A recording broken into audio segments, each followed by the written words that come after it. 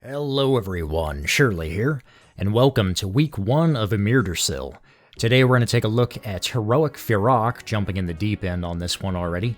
And to start things off with here, I don't have any of the new tier set for this, so my rotation might be a little bit different than what you guys are going to see in the coming weeks, and the parse could all obviously be a bit better because of that. But we're playing a pretty standard single target build for this fight. I don't think you would really want to change anything outside the normal. I'll have that linked down below somewhere. But anyway, jumping in on the rip here, we're going to start kind of off to the side. That way we can just charge him because the boss charges the tank as soon as you pull him. And then we're going to go ahead and use our CDs on the pull here. And one thing that's changed a little bit between our old rotation is I'm using Thunderous Roar most of the time with Avatar and Colossus Smash now on the pull, so you could Colossus Smash, throw out a Mortal Strike, and then, you know, Thunderous Roar during that window rather than just building up a big test of might, since Ignore Pain is no longer part of the rotation there. Stepping back a hair there, when I charged the boss there, I think it put me inside his hitbox and I got clipped by the tank frontal, so watch out for that. That almost killed me. Luckily it didn't. And he does his first big Dream Rend there, and we're going to use a Warlock Gateway to get to the other side of the room here. That way we can create space away from the Dream Rend, as well as position ourselves to drop these new Flame Seeds on the far side of the room here. And I've got Heroic Leap, so I'm, you know, good for jumping all the way out to the far end there and just get that as close as we can to the previous fire patch. And then we're going to continue DPSing the boss here as we near 70% in his first transition window or intermission. It's getting close to like your big cooldowns coming back up. We're just going to use Colossus Smash here before intermission, because otherwise we'd be wasting it while he flies up in the air. But the CS is fine. We'll reset it with Anger Management. Another thing is, as long as you're pushing him before that Dream Rend goes off, it will despawn, so you can stand there and kind of cheese him for a little extra damage before running off. But as soon as he does come back down here and we go into intermission phase, I'm going to instantly use Avatar, Colossus, and Thunderous Roar on the boss, because I want those to be reset as fast as possible for later on in the fight. I'm going to take a position here on the right side of this wing, excuse me, and we're going to be safe as we can and absorb as many of these orbs as we can using Spell Reflect.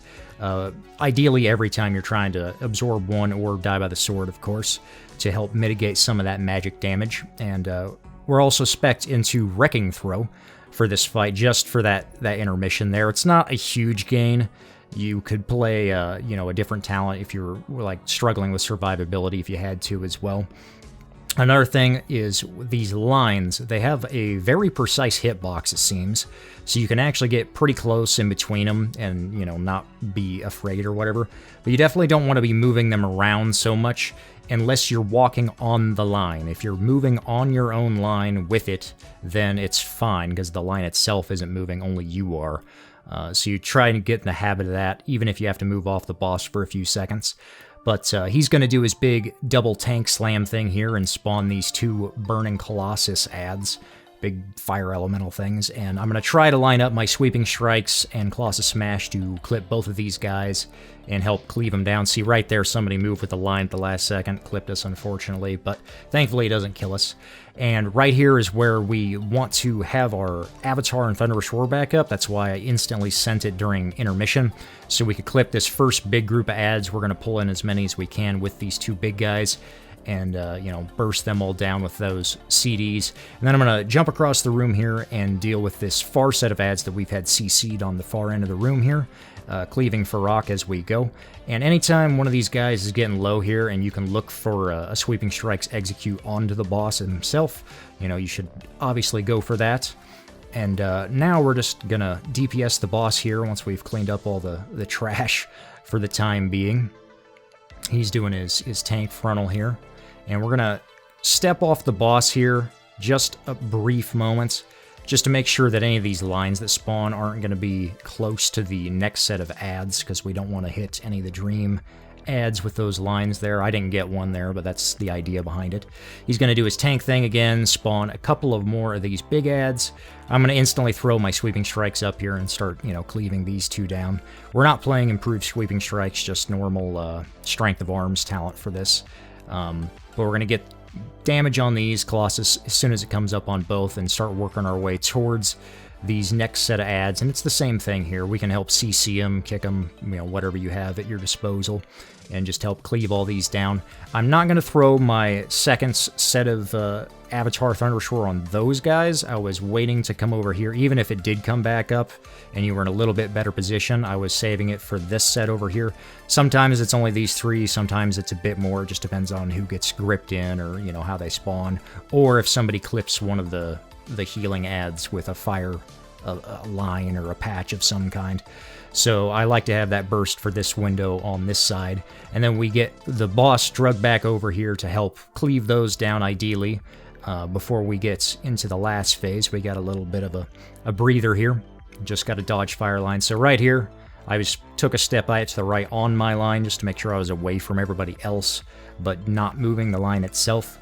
And then we're going to go into our second intermission briefly here. He doesn't do any damage, he just knocks you up when he falls. Or maybe he does do damage.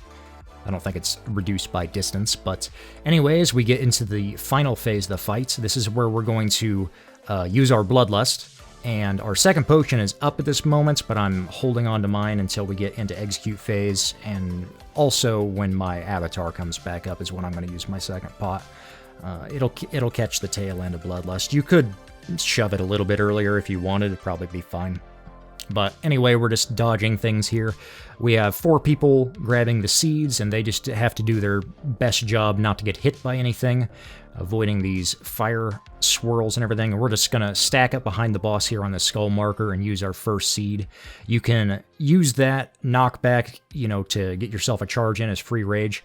And Blizzard is trolling us with these fire patches after that, because the seed itself, the green patch on the ground, covers the fire texture.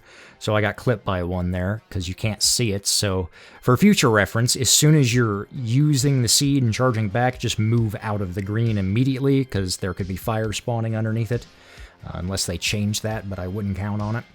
So we're moving around the side here, just dodging as many of these things as we can. Any of the people that are getting the Firestorm debuffs, which is the circle around them, they're going to be taking those to the back of the room, or just to the edges, really, just as far away as possible. So right there, you could see the fire spawning underneath the green patch on the edge of it there. But the people with the firestorms are running out to the sides just to get those tornadoes as far away as possible. I'm going to stop moving here with this line. He's going to do his breath attack, which isn't really a big cone. It's more of a line, so it's not super hard to dodge or anything. It looks scarier in front of him than it actually is. I'm going to move out here slightly, throw up a spell reflect and help mitigate some, and continue executing the boss. And down goes Heroic Fyrakk Week 1. If you guys have any extra questions, feel free to leave them down below. Thank you for watching. I'll have some more stuff soon, TM. I know I say that a lot, but hopefully this coming up week, I'll have an updated guide for arms once I get the tier set, because it felt kind of redundant to make a total guide without actually having the tier set to demonstrate with. So yeah, see you guys in the next one. Peace.